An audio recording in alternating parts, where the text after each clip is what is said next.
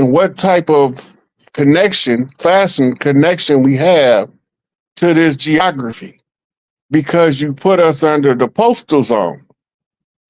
The postal zone is the parcels of jurisdictional authority of the federal government. It has nothing to do with we the people, and it has everything to do with we the central banking systems. Yeah, addresses. Right.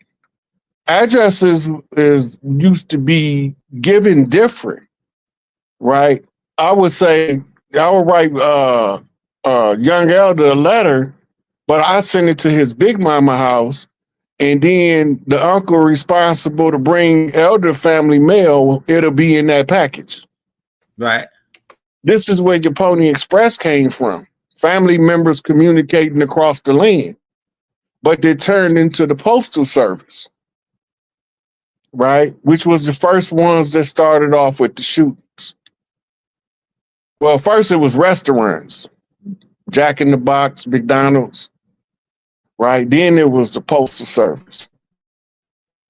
I'm telling you something with these mass shootings about what area they searching for control over.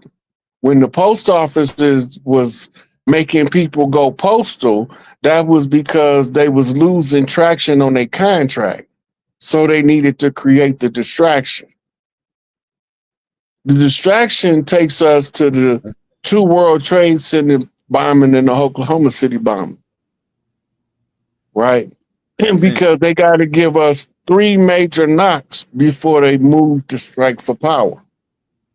George Herbert Walker Bush, after he declared himself King George I of the United States of America, next thing you know, the first World Trade Center bombing go off. Right. So now he got to wait 5 years. Now in come his boy Clinton. Most of us don't know Clinton was a CIA asset of George Herbert Walker Bush. Right. Indeed. CIA code name the Snowman, how he made the snow across Arkansas, bringing all that dope in under Iran-Contra jurisdictional control. Go ahead. But we don't know about the dealings of Bill Clinton and his brothers in the Arkansas drug trade that fed all of the narcotics of the South. Right. That's going all the way from Texas, where they was getting it from the other side, going back west with it. So you coming from Texas, Louisiana border, going back east, until you get to Florida, where they bringing it from Cuba and Guatemala, Colombia, right? So now the Bushes is in charge of the distribution, you asset to bring the drugs over here under the pretense of international drug seizures.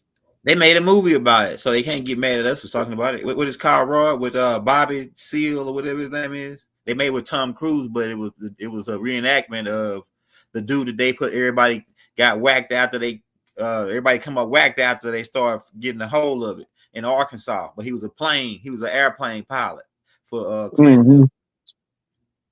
I can't somebody drop his name in the chat. Was it Bobby Seale? Where that Blow?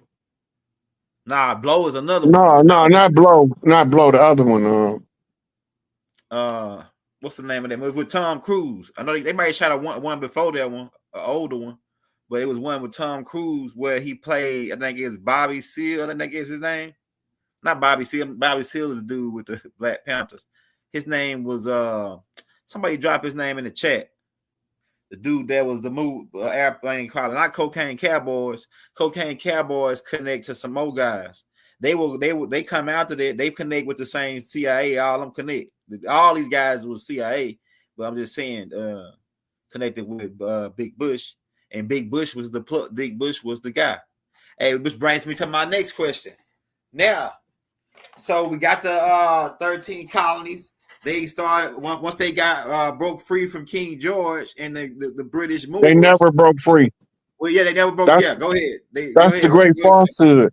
They've been selling us in batch roll birth certificates. And Trump first administration, he ran the British ship out of the harbor of DC. Go ahead. That was the ship that used to collect the birth certificates to take them back to the crown to cash in on the slave asset of the people of the land. Go ahead. And that was critical before the J6, when the dude that was with the painting all over his body was sitting behind Pelosi desk. Sherman. Right. Yeah. That was seizing the battleship. You got to remember, the president is not the head of the political structure. The Speaker of the House is. The president is in charge of just the military. But the military is under oath to protect this country from all enemies, foreign and domestic. And they took that more serious than they wrote the oath. The ones that created the oath was creating an oath for deception. They didn't think that nobody would ever really take the oath to heart and begin to start protecting us from the people that became known as the deep state. Right? These are the same ones that Kennedy was talking about in his in his address to the press club. It's the same ones that Eisenhower was talking about in his speech about the military industrial complex. It's the same ones FDR warned us about and during the Great Depression, that we was being taken over by international bankers. Yeah. And right. JFK. And then, right. We said JFK already. We're going backwards in time. And Abraham Lincoln. Abraham Lincoln warned us of these guys. He got picked up. He was one of them. Yeah. He was one of them. Abraham Lincoln was the greatest fraud ever played on the American public. Yeah, I can believe that. Because they gave us the idea that he somewhere found the conscience enough to free something called a slave. Right, go ahead. That's not what he did. Go ahead. But we don't understand what he did, so he become immortalized as a hero. But what he actually did was deprivatized it and made it a national pursuit of government to enslave all of the people, from the ones who used to own slaves to the ones who used to be their slave, and everybody in the middle. Yeah, he just switched the slave property over to the United States Congress. Right, that's what the emancipation was, to transfer the jurisdictional authority to own slaves from the private sector to the public. Right, but what got him now you can't privately. Yeah, now you can't privately own slaves because they got something called kidnapping, unlawful restraint, involuntary servitude. All these terms that they made, they violate every one of them every day, but we can't violate none of them. Yeah, that's facts. That's facts. That's because there's war. The British Crown is in charge of the war. And when King George founded the barristers, he told them in the charter to use the legal system to take everything from the people of the land. That's why the Dred Scott case say that no black man has any rights that a white man is bound to respect. No standing in law at all. Right, because the law has nothing to do with us. It's a salvage right pursuit based on the crash of the Plymouth. But we didn't land on Plymouth Rock. Plymouth Rock landed on us. Yeah, shout out Malcolm X, man. So when we realized that the Mayflower was the good ship Plymouth, and we realized that it actually ran into a sandbar right outside DC, where they left the commemorative Plymouth Rock stone at. Then we understand how they put us into this international legal bind using the international court that was created by the Vatican that had already told them they had the first claim of right to the land by papal order, by discovery right. Right, because we didn't have any rights they was bound to respect ever. Yeah, we savages. So we can force. Yeah, we have to assert our own rights. They're not going to respect us asserting our rights. And this is how you have somebody that be absolutely right in what they saying, and they still don't give a damn, lock their ass up. Right. because we don't have any rights that they don't respect any of our rights because they operating under war protocol and we are the sworn enemy, as we already showed you. By the time 1933 came around, they published it in the military notice in the Black's Law Dictionary. Mm-hmm. I didn't write it. I just showed y'all where it was at. Now that you know that there was somebody attacking us, the video I gave you that brought up Russell J. Gould, I didn't even care about Russell J. Gould. He irrelevant to me. Right. The part that was most important was the military man explaining the admiralty part. Right. And how they asserted the admiralty jurisdiction because they used the postal zones in order to establish what's called salvage zones.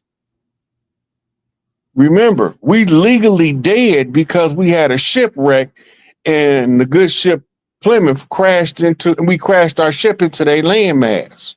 Into their ship. Right. Our landmass is our ship. So they boarded our ship under hostile circumstances. Right. That's called an invasion in the definitions of war terms. When a foreign enemy forced themselves onto somebody else's territory, that's an invasion. Go ahead. They worried about illegal Mexicans coming back to Mexico that's part of America now, that they should have been able to go and come freely anyway if you wouldn't have changed the lines of demarcation. Go ahead. All of that was Mexico. So you're saying that if what side of the land you got caught on is what side of the land you trapped on. Right. Right. So when they set up all of those states, California, New Mexico, Arizona, Nevada, Texas, that's all Mexico. They can't be illegal immigrants because they was already on that land. Right. But we don't have enough understanding of what's taking place to realize it's a divide and conquer war strategy, so that they won't talk to the brothers that's hanging out with the Bloods and the Crips out west, the ones hanging out with the Vice Lords and the GDs and the P-Stones in the Midwest, the ones hanging out in 5 boroughs in the Northeast, the ones that's down there jet setting in Miami, all these different Spanish-speaking people experiencing the experience, telling the same story when they go back to Mexico, Puerto Rico, Guatemala, Colombia, Venezuela. They still telling the same stories down there about they invaded too. They got hostile settlers, conquerors on their land too. They got infiltrators and imposters on their part of the land too. But if they're not sending nobody up here to investigate, we won't ever know. And the best investigators is to send somebody who want to live there. Right. Hey, I got the next question for you. So it seems like to me, you said this is United States is a ship. Seems like the ship been hijacked by aristocrats and foreign guys, and that the ship been going down for a long time. The national debt, all this crap, right? And so now, I did more research on the guy Russell to find out more in depth on it. That's why the video breaks down more like you want it, right? But this the part I want to know about. These people don't, once he claimed that Title IV flag, and then he called down to set these people down, they said that, well, since you the man, and that we declare war against you. We ain't shutting down. We declare war against you, and they hung up in his face. So how do one man who got to claim the flag go against the rogue government who got control? He can't do it by himself. Go ahead. If he don't have military might behind him to enforce his jurisdictional supremacy, he might as well not be even say nothing. Go sit your ass down. That's what I'm saying. Right. There are people that can enforce it now. It can be enforced, but the problem is not enough of us for it to make collective sense that when we enforce it and they come with overwhelming force to try to stop us, It's not enough for our people that understand the conditions in which would require us to use that avenue. Yeah, the bankruptcy in the United States bankruptcy. Could you go into United States bankruptcy? They bankrupt for the third time, final time in 1999, and they pretty much had to be vacated by 2000 November 3rd, 2001. But they still there under pretty much the enemy, like as enemies, pretty much, trespassers. They are occupiers. Yeah, They've been occupiers since 1776. damn. They was invaders from 1492 to 1776. They were just invaders. 1776 they became occupiers. They had the most powerful military as they have now to enforce their ability to stay on the land. But you got to remember, some of them military old heads figured out the fraud. And they just had to wait for one of the rightful heirs to be able to competently and coherently describe the fraud, the rightful heir position as pretender to the throne, right? Blood rights to the land that's tied to motherland, the rulership rights tied to the fatherland, red house, blue house, in order for him to be the royal son, the purple child, right? And now you sitting here, they looking at purple haze all in their eyes. I guess they can kiss the sky. Unless they want to run into Lucy in the sky with diamonds. Hey. But they'll set the record straight. That's right.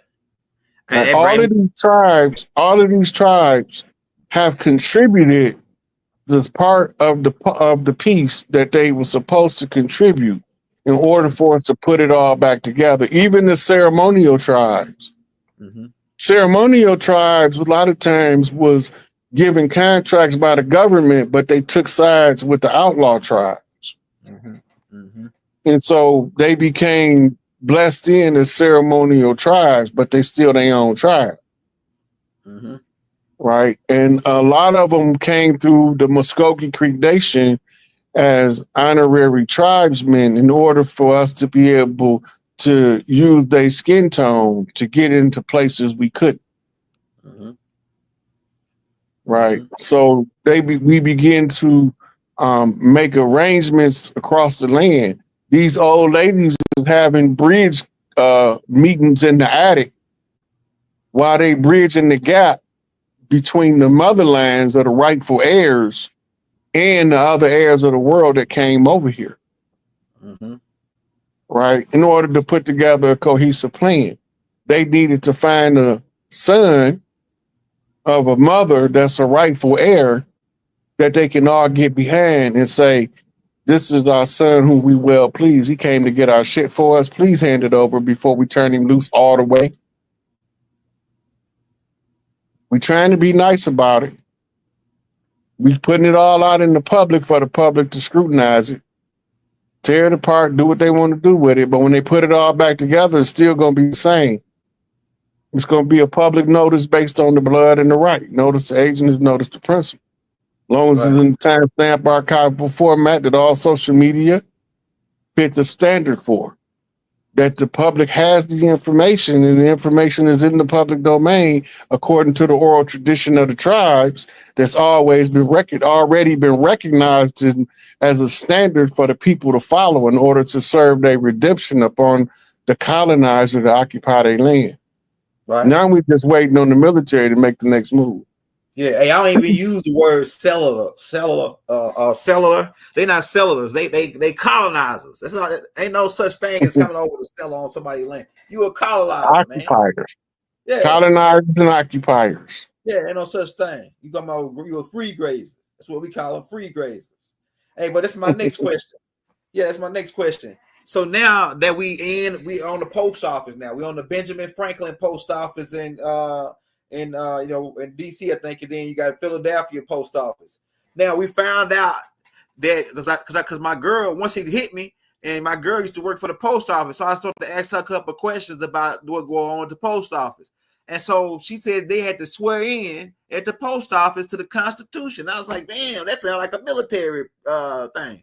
right? And then she goes on to say that the federal mail, I mean, you can't like messing with somebody's mail is a federal offense.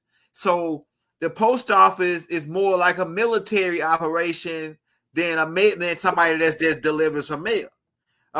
So could you go in on the strategic operations on, because when you go send the IRS, they mail you stuff in the mail. When you attack through this pirate type system, they attack you through the mail. Could you go more in on the scientific side of with how they running this mail game, fraud game? So it's called service or process, Okay. or process of service. Mm-hmm. Because they control the post office, every step of the way they have controlled the process. Mm-hmm. Right? Now they have to serve you at the end of the process. After them serving you, everything they serve you is a bill. Yeah. Yeah. You got to remember what a bill is. Remember the Saturday morning cartoon. I hope and pray that I will. Yeah, still bill. I'm sick on Capitol Hill to become a bill. A bill is a financial instrument that carries the weight of a financial burden. Mm-hmm. Right? So when they offer a bill to the Senate or the Congress, it's only to determine if the collective people of the land is willing to foot the bill. Go ahead. Do we want our government to spend money in the tunes of hundreds of trillions of dollars a year on military, or do we want to take about 20 billion of that and feed the poor? Right. Nobody's selecting to feed the poor out of that military budget. Matter of fact, appoint the military to feed the public. Right. We got the money and the resources and the food available that we can compel the military to issue rations out weekly to families based on the number of family members. Yeah. So instead of building more bombs, we got enough bombs. We don't need no more bombs. We got enough bombs to obliterate this place 1,000 times over. Why we need to keep building bombs? We don't need B-2 from Colorado to London in under 6 hours. Go ahead. We don't need no faster planes. Right? We don't need no bigger guns. We got Gatling guns on helicopters. Right? We got suicide guns, heart attack guns. Suicide sound frequency guns. We don't need no more guns. Right? We need people's day-to-day needs to be met according to what the government standard's supposed to be. Not what we want it to be, what it's supposed to be. If you put everything the way it's supposed to run, we don't have problems like we have now. The only thing that's running this old system we breaking free from was greed and ignorance. The greedy was exploiting the ignorance of the masses, turning the masses into sheep for exploitation. Now we informing the sheep of what the greedy is doing, and now they angry sheep, but first they got to get mad at us before they get mad at the one who deceived them. Hey, so Rob, based on what the data I collected so far on piecing it all together, based on the time frame we coming into now, what I see is a war between us and somebody else, because we cut everybody off. Really, technically, we cut everybody off. The Pope, everybody. We don't want nothing to do with none of y'all. So, do you think it could be repercussions because we cut all these guys off? The Pope ain't getting his cut no more. The Crown ain't gonna get no cut. Donald Trump liquidating everything, everybody holding us, so we can restructure the whole government. So do you think that somebody gonna get ticked off with us, or try to use the brick as a weapon to bust us upside the head, because they are forming the brick? The United States Treasury signed on the listen. The United States Treasury is signed on to the BRICS nations, but the Federal Reserve is not. Go ahead. Let that sink in. Yeah, that's right. America is going to be all right as long as we stop our rogue politicians from instigating conflicts around the world in our name. Go ahead. Right? They're using the weight of our soldiers, the baddest on the planet, always have been, but they're using us. First, they got to keep us fighting each other, and then they handpick the ones they need to go fight overseas. Yeah. Yeah. Right. So once they get the pick of the litter, out of all of the litters, they got the best team. Now, the only thing is the team been so busy fighting everywhere else that the home front then got infiltrated by fraudsters. Right. Right. We got to overcome the fraud mechanics first. Most people don't know that the government is a whole fraud. They had to reenact it in Afghanistan and Iraq so we could see what it looked like. When you get attacked, invaded, and occupied, what is the first thing they did when they invaded? First they invaded, then they built prisons. First they invaded, then they built prisons. Why they build prisons first? Yeah, why they didn't? Right? Why they didn't build massive feeding facilities for the people? Right. First, and then build prisons. They had no intention on feeding the people. Never crossed their mind to feed the people. And any mind that it did cross, didn't say nothing because they started to come on MIA. Yeah, or get a bullet in the back of their head. Now like we going, yeah, suicide bullet in the back of the head. He want to print his own money, man. It's like, look, that's another thing. All right, so Ron, so the AI didn't bring this up in the tape, and I was wondering why they didn't bring it up. But the dude, the military guy, made mention of strategic contracts, and so I did a little research on it and found out it's tied into mineral rights, and it gives you the rights to use the bronze, gold, whatever, to print your own money. And so the U.S. government the Federal Reserve don't got no rights to print money on our land no more. But how they still print land if they don't got the flag to print money under the U.S. flag no more? And two, they're not printing new money. They're circulating old money. Right, but it's like to me, you got to remember they had warehouses that those notes. They had warehouses of that stuff on pallets. That's right. That's right. Right. They used to trade countries using pallets and stacks of $150 bills. Dang. If you go back to when they invaded Iraq, when Saddam was in power, yep, they found truckloads of money in euros. They found like a couple $2 billion in euros and a couple $1 billion in US currency. Yeah, I remember that. Right.